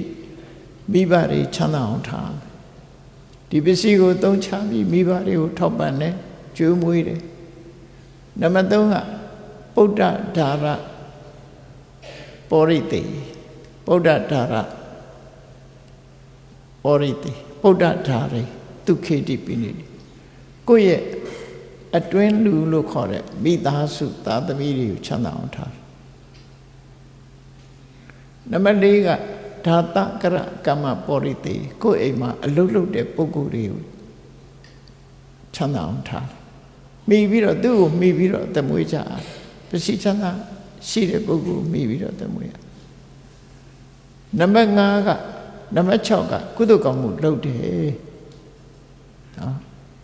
ကိုချမ်းသာအောင်နေတယ်ကိုမိဘကိုကျွေးမွေးတယ်ကိုမိသားစုကျွေးမွေးတယ်နောက်အလုပ်သမားတွေကျွေးမွေးတယ်မိတ္တမစ္စည်းဆွေတွေမျိုးတွေနံပါတ်5ဆွေတွေမျိုးတွေမိတ်ဆွေသင်္ဃာတွေကိုကူညီတယ်ထောက်ပံ့တယ်နံပါတ်6ကဒါနကောင်းမှုပြုတယ်အဲ့ဒီနီးနဲ့ပစ္စည်းဥစ္စာကိုသုံးချခြင်းမှန်ကန်တဲ့အသုံးချခြင်းပဲဖြစ်တယ်အဲ့လိုမှန်မှန်ကန်ကန်အသုံးချထားတဲ့ပုဂ္ဂိုလ်တရားဟာပစ္စည်းဥစ္စာကုန်လည်းပဲကောင်းသောနည်းဖြင့်ကုန်ခြင်းအသုံးပြုလို့ကုန်ခြင်းသာဖြစ်တယ်ဥပမာဘာနဲ့တူလဲလို့ဆိုလို့ရှိရင်လူတွေကသုံးဝင်ရှိတဲ့ရေကြီးရေအေးအနံ့ကောင်းတဲ့ရေလေးတွေဟာလူတွေကခတ်ယူကြပြီးတော့ချိုးကြတယ်တောက်ကြတယ်သုံးဆွဲကြတယ်အဲ့ဒီလိုချိုးယူသုံးဆွဲပြီးလို့သုံးဆွဲကြလို့ဒီရေကနေကရေတွေကုန်သွားခြင်းဟာကောင်းသောကုန်ခြင်းလူတွေကိုအကျိုးပြုသွားတဲ့ကုန်ခြင်းပဲကိုယ်မှရှိတဲ့ပစ္စည်းကိုလည်းပဲအဲ့ဒီနီးမျိုး6မျိုးနဲ့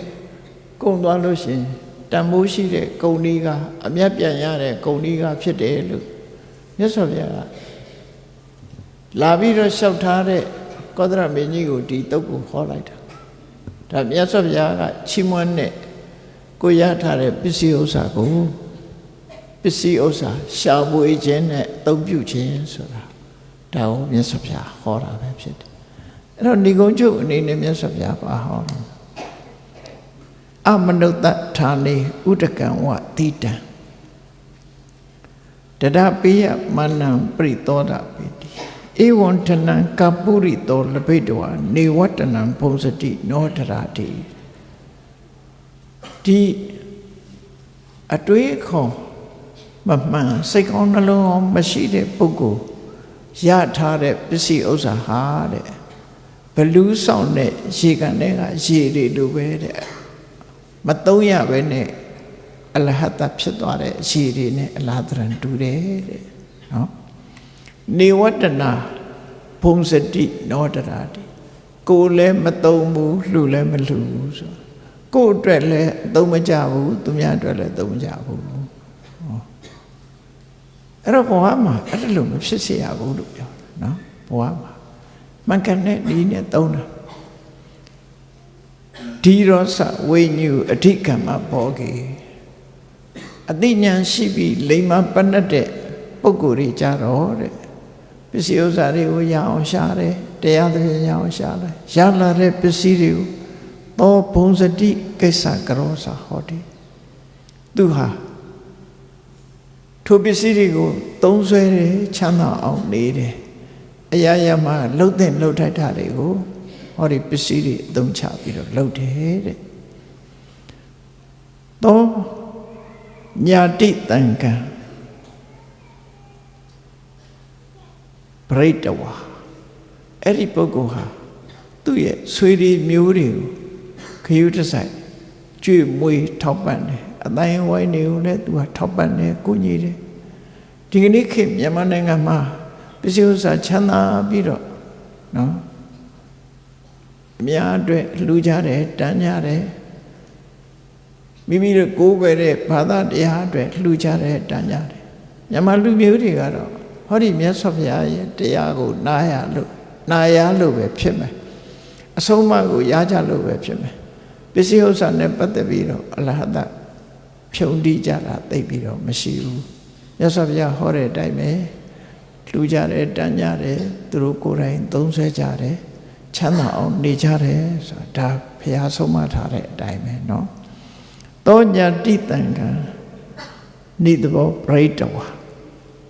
အနေတိတောတက္ကမုပ္ပိတိဒါဖြင့်အဲ့ဒါလိုနေထိုင်သွားတဲ့အကျိုးရလက်ကဘာတော့ဆိုရင်အနေတိတောဒီဘဝမှာအကဲ့ရဲ့လွတ်တယ်ဘယ်သူမှကဲ့စရာမရှိဘူးပစ္စည်းဥစ္စာလည်းရတယ်ရတာတွေကိုကိုယ်တိုင်နဲ့သုံးတယ်သူများကိုလည်းလှူတယ်ထောက်ပံ့တယ်ဆိုအဲ့လိုလုပ်သွားတဲ့ပုဂ္ဂိုလ်ဟာကဲ့ရဲ့လွတ်ပြီးတော့ကောင်းရသူဂတိဘုံကိုရောက်နိုင်တယ်လူပြည်နတ်ပြည်ကိုရောက်ရတယ်သက်ခဆိုတာသက်ခဆိုတဲ့ဘုံဘဝဟာစဉ်းစားကြည့်မျက်စိကမြင်ရတာတွေလည်းအကောင်းကြီးပဲမြင်ရတယ်နားကကြားရတဲ့အသံကလည်းနှစ်သက်စရာကြီးပဲကြားရတယ်နှာခေါင်းကနမ်းရှူရတဲ့အနံ့ကလည်းမွေးကြိုင်တာတွေလျှာကထိတွေ့အရသာခံရတာလည်းအရသာရှိတယ်ခန္ဓာကိုယ်နဲ့ထိတွေ့ရတဲ့အထိတွေ့တွေဟာလည်းပဲချမ်းသာတဲ့အရာတွေကြီးပဲစိတ်ကူးကြံစည်လို့စိတ်ထဲမှာပေါ်လာတဲ့အရာတွေကလည်းစိတ်နှလုံးအေးချမ်းမွေတွေဖြစ်တယ်အဲ့ဒါရူပါတိဟိသူအခောသက်ခောလို့ဆိုတဲ့အတိုင်းနော်ကောင်းပြီဆိုတာတွေနဲ့တွေ့ရတယ်ကောင်းပြီဆိုတာတွေကြားရတယ်အဲ့တော့ဆိုလိုတာကနတ်ပြည်နတ်ချမ်းသာရလူပြည်မှာကြတော့ကြည့်လိုက်မျက်စိကကြိုက်တာလည်းမြင်ရတယ်မကြိုက်တာလည်းမြင်ရမယ်အတန်လည်းကိုကြိုက်တဲ့အတန်လည်းကြားရတယ်မကြိုက်တဲ့အတန်လည်းကြားအနံ့ကလည်းကိုမကြိုက်တဲ့အနံ့ကြိုက်တဲ့အနံ့လျှာလည်းကို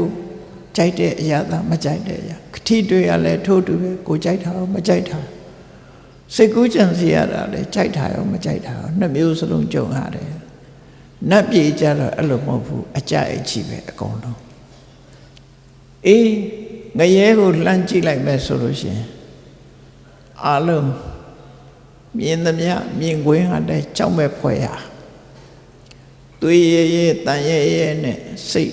နှလုံးထိတ်လန့်စေရငရဲကြတော့လေအဆိုးကြီးပဲတွေ့မယ်အတန်ကလည်းပဲစက်သိမ်းထားစရာအတန်တွေပဲကြားမယ်အနံ့ကလည်းပဲအမတမဆူရှာပြင်းထန်မခံနိုင်တဲ့အနံ့မျိုးလျှာထဲမှာပေါ်လာတဲ့အရာသာကလည်းမခံနိုင်တော့တဲ့ပြင်းထန်တဲ့အရာသာခန္ဓာကိုယ်ထိတွေ့တာလည်းအလိုလေးမလေးအော်နေရမယ်အထိတွေ့စိတ်ကူးကြံစည်ရင်လည်းအသေးတုံများကြောက်လန့်စရာတွေပဲဒါငရဲဖို့အဲ့တော့ငရဲပြည်လူပြည်နတ်ပြည်ဆိုတာဒီလိုကြွားချတယ်လို့သဖတ်တာရဲ့နိကသုတ်တံဆိုမြတ်စွာဘုရားအဲ့ဒါဟောတယ်နော်ယန္တုမင်းတို့တွေကံကောင်းကြတယ်တဲ့လောကမှာသဖတ်တာရဲ့နိကငရဲဆိုတာလူတွေရဲ့ထိတွေ့မှုနဲ့ပတ်သက်လာလို့ရှင်အကောင်းတစ်ခုမှမရှိတဲ့ငရဲဒါငရဲဖို့မှန်သမျှအတိုင်းကြီးပဲနော်အကောင်းတစ်ခုမှမရှိတဲ့ငရဲဘာလို့မျက်စိကမြင်တာလဲကြောက်လန့်စရာနားကကြားရတဲ့ဟာလဲမခံနိုင်စရာနှာခေါင်းကနမ်းရှူရတဲ့အနံ့ကလည်းမခံနိုင်စရာလျှာကလဲရတဲ့ရတာလဲခန္ဓာကိုယ်အထိတွေ့စိတ်ကူးချမ်းစီရတာစတဲ့ထိတ်ရင်ပူကြောက်စရာတွေကြီးပဲအဲ့ဒီလိုငရဲဘဝမှာမင်းတို့မရောက်တာကံကောင်းတယ်အဲ့ဒါကြောင့်မမေးမလျော့ကြိုးစားအထောက်ကြလို့မြတ်စွာဘုရားကဒီလိုလမ်းကြောင်းပြပြီးတော့ဟောပြောတာပဲဖြစ်တယ်ပေါ့ဒါကြောင့်မို့ကောင်းမြတ်တဲ့ဘဝလေးတစ်ခုရလာတဲ့အခါမှာဒီအချင်းကြီးကောင်းနေတာလေးကို ဆက်ပြီးတော့အခြေအနေကောင်းအောင်ကိုယ်တဏ္ဍာမှာလှုပ်တဲ့လှုပ်ထိုက်တာတွေကိုလောက်အောင်မှာဖြစ်တယ်အဲ့ဒါကိုမြတ်စွာဘုရားဘလို့ဩဝါဒပေးတော့ဆိုကောသရမင်းကြီးကိုဟောလိုက်တဲ့တရားအနေပြီးဆက်ပြီးတော့မြတ်စွာဘုရားဟောတာတွေကိုကြည့်အတ္တနိစေပိယံစဉ္ညာနနံပပေနတန်ရုစေကိုဘဝဆက်တိုင်းကောင်းစားစေခြင်းနဲ့ဆိုရင်နဲ့မကောင်းမှုအကုသိုလ်တွေနဲ့ဘယ်တော့မှကိုယ်ရင်နဲ့နှလုံးနဲ့မရှင်တွဲစေနဲ့နနံပပေနဆိုလိုတာကမဟုတ်တာလုပ်ဖို့စိတ်မကူးနဲ့ကိုယ်ရင်ထဲမှာမဟုတ်တဲ့အတွေးတွေရောက်လာစေနဲ့တွန်းလှန်ဖယ်ရှားပြေလို့သူတို့ပြောတာနော်လက်မခံနဲ့မဟုတ်တဲ့အတွေးဆိုတွန်းလှန်ကောင်းတဲ့အပြစ်ကင်းပြီးတော့ကုသိုလ်ဖြစ်တဲ့အတွေးတွေကိုတွေးပေးပါဘာတွေတွေးရမလဲဆိုကိုယ်အရေးကိုတွေးတာကြရင်အေးဒီနေ့ငါဟာကိုချင်းသီလနဲ့ပြည့်စုံရင်လားငါတဏ္ဍာမှာကိုချင်းသီလရှိရလားငါဘာတွေနဲ့အချိန်ကုန်နေသလဲငါစိတ်တရားရောကုသိုလ်စိတ်နဲ့အချိန်ကုန်သလားကိုယ့်ကိုဆန်းစစ်ပြီးတဲ့အခါကျတော့ကုသိုလ်နဲ့အချိန်ကုန်အောင်ကြိုးစားဖို့လိုအပ်တယ်ရင်နဲ့နှလုံးနဲ့ကုသိုလ်ရဖို့ကအရေးကြီးတယ်ရင်ထဲမှာတရားဖြစ်နေတယ်လှူတာမလှူတာတဲ့တရားဖြစ်နေတယ်ရင်ထဲမှာတတိတွေဖြစ်နေတယ်ရင်ထဲမှာမကောင်းတာတွေကိုမလုပ်ဖို့ကြိုးစားတဲ့ဝီရိယတွေဖြစ်နေတယ်ရင်ထဲမှာစိတ်တွေလေလွင့်မနေဘဲနဲ့ကောင်းမြတ်တဲ့အာယုတစ်ခုပေါ်မှာတည်ကြည်မှုတွေဖြစ်တယ်ရှင်ထဲမှာအမှန်ကန်ဆင်ញင်သုံးသပ်တတ်တဲ့အကုသိုလ်ရဲ့အပြစ်ကုသိုလ်ရဲ့အကျိုးတွေဆင်ញင်သုံးသပ်တတ်တဲ့အသိဉာဏ်တွေဖြစ်နေမယ်တတ္ထဝီရိယတတိသမာဓိပညာဆိုတာဒါတွေဖြစ်နေတယ်ဆိုရင်မကောင်းတဲ့အကုသိုလ်တွေကိုယ်တဏ္ဍာမှာမဖြစ်တော့သီလနဲ့ထုံမွမ်းထားမယ်တရားနဲ့ထုံမွမ်းထားမယ်တုတ္တနဲ့ထုံမွမ်းမယ်စာကနဲ့ထုံမွမ်းတယ်ဆိုတာမကြတတိယကိုပြောတာကိုစောင့်တဲ့သီလလေးတွေမယ်မကြတတိယမကြတတိယနေခြင်းအပြင်ကုသိုလ်ဆိုတာစိတ်ထဲကတတိယပြီးတော့နေတဲ့အခါမှာဒီသီလထပ်ဆောင်မလို့အကျိုးတက်လာတာအကျိုးဖြစ်လာတာအဲ့ဒီတစ်ခါတတိယရင်တစ်ခါကုသိုလ်စိတ်ဖြစ်တယ်နှစ်ခါတတိယရင်နှစ်ခါကုသိုလ်စိတ်ဖြစ်အဲ့တော့ယင်နဲ့နှလုံးထဲမှာတတ္ထာပရိဘာဝိတစိတ်သီလပရိဘာဝိတစိတ်တုတ္တပရိဘာဝိတနာထားတဲ့တရားတွေမကြတရားနာစဉ်းစားတုတ္တပရိဘာဝိတစိတ်စာကကိုလူထားတဲ့ကုသိုလ်ကောင်းမှုတွေကိုယင်နဲ့နှလုံးထဲမှာမကြကြတာသတိထားအေးဆင်ញင်တုံတရားလှုပ်တင်တာနဲ့မလှုပ်တင်တာအ ਨੇ ဆုံးကကံဤအကျိုးကိုသိမြင်တဲ့ပညာကမ္မတက္ကတာသမာဓိဋ္ဌိမမြဲဘူးလို့သိတာဝိပဿနာသမာဓိဋ္ဌိအ ਨੇ ဆုံးကမ္မတက္ကတာသမာဓိဋ္ဌိဝိပဿနာသမာဓိဋ္ဌိဆိုတာကိုယ့်ရဲ့နဲ့ဖြစ်အောင်လုပ်ရမှာပဲဖြစ်တယ်အဲ့ဒီလိုဖြစ်နေခြင်းအပြင်သိနေလို့ရှိရင်မသိတဲ့မောဟကိုယ်တဏ္ဍာမှာမဖြစ်ဘူးကုသိုလ်တရားကိုတတိယနေခြင်းအပြင်ကုသိုလ်တရားကိုမေ့လျော့တဲ့ပမာဒတရားလည်းကိုယ့်ရဲ့နေမှာဖြစ်တော့ဘူးအဲ့ဒါလို့အဆိုးတရားတွေကိုဖယ်ရှားဖို့မြတ်စွာဘုရားအတ္တနိစီပိယံစဉ္ညာကိုမျက်နှိုးတဲ့တန်မိုးထားတယ်ဆိုရင်နနံပပေနတန်ရုစီကိုယ့်ရဲ့နဲ့နှလုံးထဲမှာမကောင်းတဲ့စိတ်တွေဖြစ်စေနဲ့တဲ့ဘာကြောင့်တိုက်တွန်းရတယ်လဲဆိုရင်နာဟိတံသူလပံဟောတိဒုက္ခံဒုက္ကတာကာရိမဟုတ်တာလုပ်ပြီးကောင်းကျိုးချမ်းသာဆိုတာမရနိုင်ဘူးမကောင်းတာလုပ်ပြီးအကောင်းရမယ်လို့တော့ဘယ်တော့မှမတွက်နဲ့မကောင်းတာလုပ်ရင်မကောင်းတာပဲရမှာပဲကောင်းတာလုပ်မှကောင်းကျိုးရမယ်ဆိုတဲ့ကိုယ့်ရင်နဲ့နှလုံးထဲမှာကောင်းတဲ့စိတ်တွေဖြစ်အောင်ကြိုးစားအထောက်ပါတတ္တမကရိယကလျာဏနိစယတံပရာယိကပုံညာနိပရလောကသမေပဋိဋ္ဌာဟောတိပါနေနာကောင်းကျိုးချမ်းသာတွေကိုဖြစ်ပွားစေတတ်တဲ့ကုသိုလ်ကောင်းမှုကြိုးစားပြုပါတဲ့ကိုယ်တိုင်းတာကုသိုလ်ကောင်းမှုပြုတယ်ဆိုတာဟာလူကြီးနေရာမှာကြီးလည်းပြောတာမဟုတ်ဘူးကုသိုလ်ကောင်းမှုတွေကိုအစဉ်ဆက်လိုက်ပြီးတော့ကြည့်လိုက်မယ်ငွေကြေးတနာမပါဘဲနဲ့ကုသိုလ်ဖြစ်တာတွေကများတယ်နော်ငွေကြေးတနာအသုံးချပြီးတော့လှူတဲ့ကုသိုလ်တစ်မျိုးငွေကြေးတနာအသုံးချလို့ရတဲ့ကုသိုလ်တွေမှာတော့ကျောင်းဆောက်လှူတဲ့ကုသိုလ်ဟာအမြတ်ဆုံးအဆောင်ဥပေါ့လေ ဆောင်းဦးဆောက်ပြီးတော့လူတယ်များအတွက်အဲ့ဒီတဲ့မြတ်တဲ့ကုသိုလ်ကဗုဒ္ဓံတရဏံကိသမိဓမ္မံတရဏံမိမိရဲ့ဘဝကိုဖရာကိုအနန္တနဲ့တရားကိုအနန္တနဲ့တန်ခါကိုအနန္တဖရာအဆုံးမတိုင်းနေပါမယ်တရားတိုင်းကျင့်ပါမယ်တန်ခါတွေကိုလှူဒန်းမှုဖြင့်ကုသိုလ်ကောင်းမှုလုပ်ပါမယ်ဆိုဒီတရဏဂုံတီးတဲ့ကုသိုလ်ဟာကျောင်းဆောင်လှူတဲ့ကုသိုလ်တွေမြင့်မာတယ်တဲ့အဲ့ဒီတဲ့မြင့်မာခြင်းဘာလို့တော့၅ပါးသီလကိုမကြိုးမပေါမပြောင်းမကြားရအောင်တန်ဖိုးထားပြီးတော့ထိမ့်သိမ်းဆောင်ရှောက်ပါအဲ့ဒီတဲ့ပို့ပြီးတော့ကုသိုလ်ရချင်သေးတယ်ဆိုလို့ရှိရင်မေတ္တာပွားပါမေတ္တာတော့မှဘလောက်ထိအောင်လျှော့စေးပေးထားတော့ဆိုနန္တာတရှူလေးလောက်ပဲဖြစ်အောင်ပွားကြည့်ပါတဲ့နန္တာတရှူဆိုတာတဏခါလေးသွေးထားပြီးတော့လက်လေးတစ်ချောင်းနဲ့တဏခါလေးကောယူပြီးတော့နှာဝကိုတိတ်ပြီးရှူလိုက်တဲ့အချိန်ပိုင်းလေးဟာတစ်စက္ကန့်လေးပဲရှိမှာပေါ့နော်အဲ့ဒီအတိုင်းအတာလေးပဲဖြစ်စီတရားအားလုံးအစဉ်ပြေကြပါစေကိုယ်နဲ့ကိုယ်ပတ်ဝန်းကျင်မှာကိုအများပေါ်မှာမုန်းတီးတဲ့ဒေါသမဖြစ်အောင်အဲ့ဒီအချိန်လေးမှာမေတ္တာပွားပေးပါအဲ့ဒါလောက်ပွားရင်တောင်မှပဲဒီမေတ္တာဘာဝနာကုသိုလ်ဟာခုနကပြောတဲ့တရဏဂုံသီလတဲ့ပိုမြင့်မြတ်သေးတယ်ဒါဖြင့်အဲ့ဒီတဲ့မြတ်တဲ့ကုသိုလ်ရှိသေးလားလို့ဆို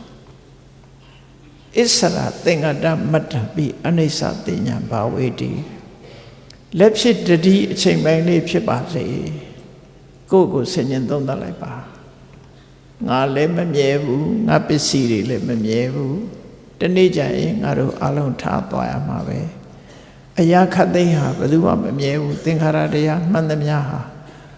ဘယ်အရာပဲဖြစ်ဖြစ်ပြောင်းလဲပျက်စီးခြင်းနဲ့ပဲကြုံရမယ်ဆိုတဲ့စဉ်းစားဉာဏ်လေးတစ်ခုဖြစ်အောင်ကြိုးစားလိုက်ပါဆိုတာဒါဝိပဿနာဉာဏ်ဖြစ်အောင်လုပ်ခိုင်းတာဆိုလို့တနေ့တစ်ခါလောက်တတိယပြီးတော့ကိုယ်ပိုင်တဲ့ပစ္စည်းတွေကိုကြည့်တနေ့ကျတော့ငါတို့ဒါတွေထားခဲ့ရတနေ့ကျတော့ငါတို့ထားခဲ့ရပစ္စည်းတွေပိုင်ဆိုင်တာတွေကြည့်ပြီးနှလုံးသွင်းငါတို့ကိုယ်တိုင်ကလည်းစွန့်ပစ္စည်းကလည်းငါတို့ကိုစွန့်ငါတို့ကလည်းပစ္စည်းကိုစွန့်ဘဝဆိုတာဘယ်ရမှမတည်မြဲပါလားမန္တလေးမြို့ကြီးတည်ပြီးတော့နန်းတော်ကြီးဆောက်ပြီးနေသွားတဲ့မင်းတို့မင်းကြီးပဲရှောက်တော့ရှိဘူးလေအဲ့ဒါလိုပဲဘဝဆိုတာမမြဲဘူးဆိုတဲ့အနိစ္စတင်ညာကိုဆင်ញင်တုံတရားနဲ့မကြဆင်ញင်သုံးသပ်ပေးခြင်းအပြင်ဝိပဿနာကုသိုလ်ဖြစ်ပါတယ်အဲ့ဒီဖြစ်လာတဲ့ဝိပဿနာကုသိုလ်သည်ကုသိုလ်ထဲမှာအကောင်းဆုံးလုပ်လို့ရတဲ့ကုသိုလ်ထဲမှာအကောင်းဆုံးပဲဒါဖြင့်စောရကတဲ့မယ်ဆိုရင်လူတွေကအဲ့ဒါတွေတွေးရင်စိတ်ညစ်တယ်ပေါ့နော်အကုန်လုံးထားခဲ့ရမှာဒါတွေတွေးစိတ်ညစ်တယ်လို့ထင်ကောင်းထင်လေမဟုတ်ဘူးအသိဉာဏ်နဲ့ဆင်ញင်သုံးသပ်ကြည့်တာအမှန်အကန်ကိုဆင်ញင်သုံးသပ်ကြည့်ရမယ်ကြည့်လိုက်ရင်ဘယ်လိုအကျိုးရအောင်ဆိုတွေ့တာမှုတွေညော့သွားတယ်ဒါမှန်မယ်တွေ့တာမှုတွေညော့သွားကိုယ့်ကိုထာဝရဖြစ်နေတဲ့အတွေးဟာညော့သွားတယ်။အော်ငါတို့ကတခဏပါလား။တခဏဆိုတာငါတို့အကျိုးရှိတာလောက်ရမှာပါလားဆိုတာဒီအတိလေးဝင်လာတယ်။အဲ့ဒီအတိကတတ်မိုးရှိတာပြောတာနော်။တွေ့တာမှုတွေကိုလျှော့ချနိုင်တယ်အတိနဲ့မှတွေ့တာမှုကိုလျှော့ချ။တွေ့တာမှုလျှော့ချနိုင်မှရင်ထဲကတောကဆိုတာလျှော့ချလို့ရတယ်။စဉ်းစားကြည့်လေကိုယ်နဲ့မပိုင်တဲ့ပစ္စည်းတွေလည်းဘယ်သူမှတောကမဖြစ်ဘူး။ကိုမသိတဲ့လူတယောက်အတွက်လည်းဘယ်တော့မှတောကမဖြစ်ဘူးတောကဖြစ်တာကိုနဲ့ခင်မင်းယဉ်နေမှုကိုအကြောင်းပြုတယ်ကိုပိုင်ဆိုင်မှုကိုအကြောင်းပြုပြီးလူတွေဟာစိတ်ပူနေကြတာဖြစ်တယ်အဲ့ဒီစိတ်ပူမှုတွေကိုမခံစားချင်ဘူးဆိုလို့ရှိရင်တွေ့တာမှုတွေဖြောက်လိုက်ပါကြိုးစားပြီးတော့ဘာနဲ့ဖြောက်မမြဲဘူးဆိုတဲ့သဘာဝတရားကိုဆင်ញင်သုံးသပ်ပြီးတော့ရှော့ချပြီးဖြောက်ပါလို့ဒီနီးဒီဆေးရလွယ်လို့တခြားနေမရှိဘူးလို့မြတ်စွာဘုရားဟောတာနော်အေးဒါကြောင့်မို့ဘဝရရှိလာတဲ့အခါမှာပစ္စည်းဥစ္စာနဲ့ပတ်သက်လာလို့ရှင်လေပစ္စည်းဥစ္စာရှားပွေခြင်းအသုံးပြုခြင်းဆိုတဲ့နေရာမှာရှားပွေတဲ့အခါမှာလည်းတရားမြတ်တာမှုနဲ့ရှားပွေရအသုံးပြုတဲ့အခါမှာလည်းပဲတန်ဖိုးရှိတဲ့အသုံးပြုလို့အသုံးပြုအောင်မှာဖြစ်တယ်အဲ့ဒီကနေတဆင့်တက်ပြီးတော့အကောင်းဆုံးကုသိုလ်ဆိုတဲ့ဝိပဿနာကုသိုလ်ကိုလည်းတို့တွေလောက်အောင်မှာဖြစ်တယ်လို့ ကိုစီမှတ်သားနာယူထားကြဖို့ပါတရားချစ်ခင်သူတော်စင်ပြိဿအပေါင်းတို့မြတ်စွာဘုရားဟောကြားတဲ့ဒေသနာတော်ထဲမှာပစ္စည်းဥစ္စာရှာဖွေခြင်းနဲ့သုံးစွဲခြင်းကိုစနစ်တကျလမ်းညွှန်ပြတဲ့အတိုင်းတို့တွေပစ္စည်းဥစ္စာကိုရှာဖွေကြမယ်အသုံးပြုကြမယ်နောက်ဆုံးရလာတဲ့ဘဝလေးမှာမှန်ကန်တဲ့အသိဉာဏ်တွေရအောင်ကြိုးစားအထောက်ကြမယ်လို့ကိုယ်စီနှလုံးသွင်းပြီးမမေ့မလျော့သောတတိကြီးမားသောလုံးလျဝိရိယဖြင့်ကြိုးစားအထောက်နိုင်ကြပါစေကုန်သတည်း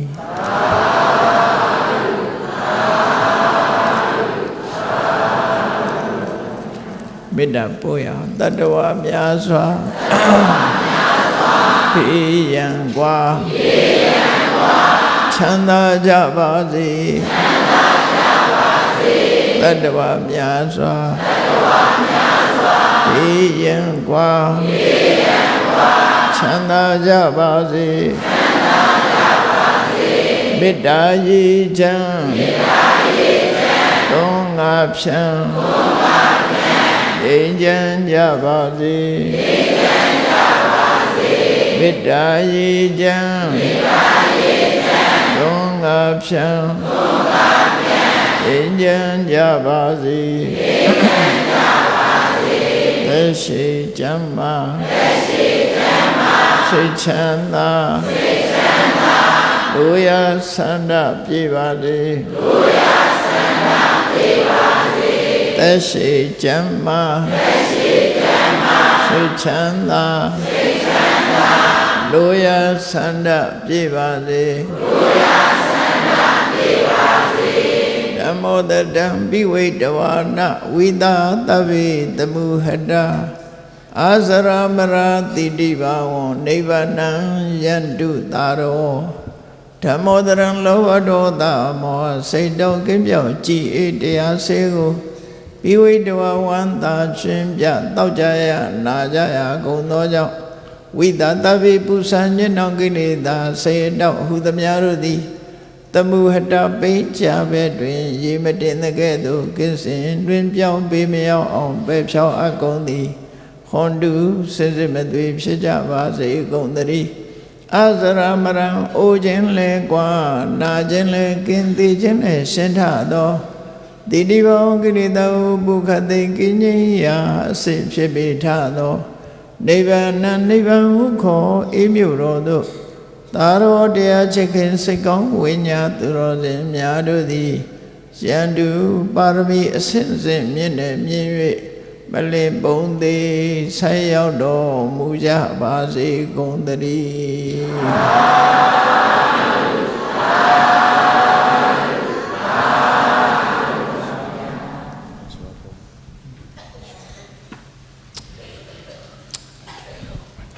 ဘယ်လိုပါမောက္ခချုပ်ဆရာတော်ရှင်သူမြတ်ဗျာလူရမှုခန္ဓာပြုလုပ်ခွင့်ပြုပါရန်ဘုရားတပည့်တော်ရိုသေစွာလျှောက်ထားပါသည်ဆရာတော်ရှင်သူမြတ်ဗျာဖခင်ကြီးဦးညို၏မိခင်ကြီးဒေါ်ကြည်ရင်တို့ဟာကောင်းမှုဖြစ်စေရန်အတွက်မေတ္တာစိတ်ရွှေရင်နာဆိုင်ညီကိုမောင်နှမမိသားစုတို့မှဆရာတော်ဘုရားသင်္ကန်းတွီစုံဆက်ကလူတန်းရန်ဖိတ်ခေါ်အပ်ပါတယ်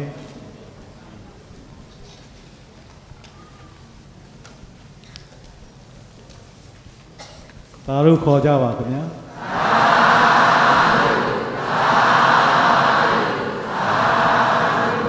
ဆက်တပြီးပစ္စည်းမျိုးစုံချင်းဆက်ကလူရန်ရန်ဖြစ်ပါတယ်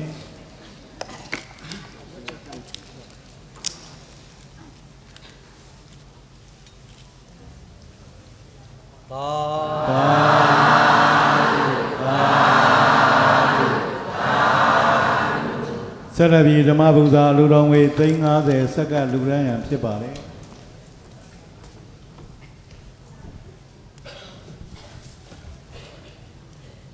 သာဓုခေါ်ဆိုကြပါခင်ဗျာ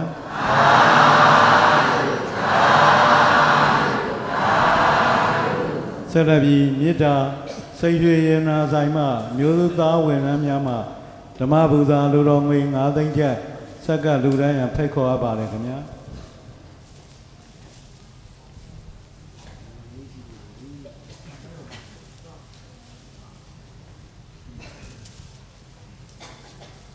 သာဓုခေါ်ဆိုကြပါခင်ဗျာ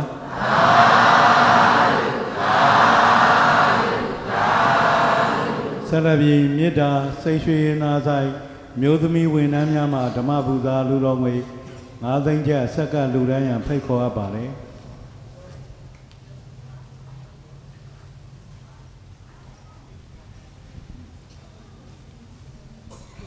သာဓုခေါ်ဆိုကြပါခင်ဗျာ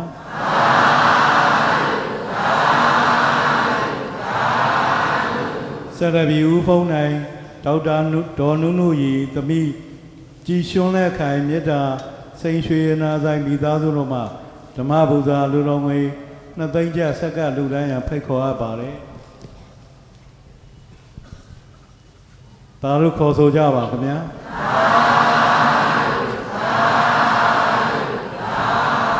ဆက်လက်ပြီးမုံရွာမြို့အေးသာယာရက်ွက်နေ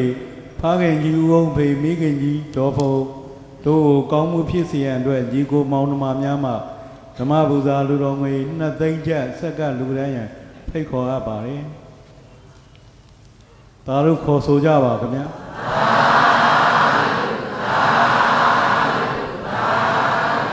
ဆက်လက်ပြီးဒေါ်ဝင်းမှာရဏဝင်းရွှေဆိုင်မိသားစုတို့မှဓမ္မပူဇာလူတော်ငွေ3 သိန်းကျပ်ဆက်ကလူတန်းရန်ဖိတ်ခေါ်အပ်ပါတယ်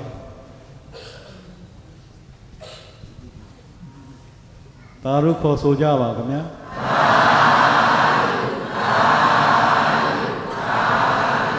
ဆက်လက်ပြီးနှစ်ဖက်သောမိဘအကိုမာများကိုမူထားပြီးသူဓမ္မမဏိဇောဒတရာဦးအောင်နိုင်ဆွေတိရိသူဓမ္မသိကြီးဒေါ်မြင့်မြင့်နွယ်သားမောင်ဟိန်းသူမောင်ငိမ့်ခန့်ကျော်တိရိရွှေစင်စိတ်ရွှေရနာဆိုင်မိသားစုတို့မှသင်္ကန်းတွိစုံခြုံတယ်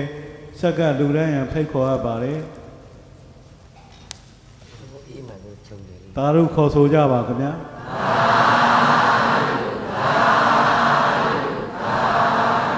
ဆက်လက်ပြီးဓမ္မပူဇာလူတော်ငွေ9 သိန်းကျပ်ဆက်ကလူတန်းရန်ဖြစ်ပါတယ်ခင်ဗျာသာဓုခေါ်ဆိုကြပါခင်ဗျာ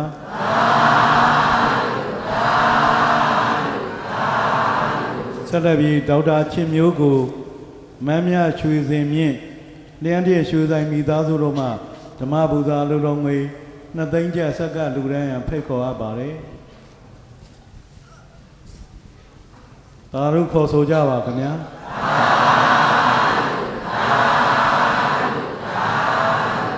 ဆက်လက်ပြီးစိန်တန်းသင်္ဘောစီရောင်းဝယ်ရေးမိသားစုတို့မှသင်္ကန်းဆက်ကလူတန်းရန်ဖိတ်ခေါ်အပ်ပါ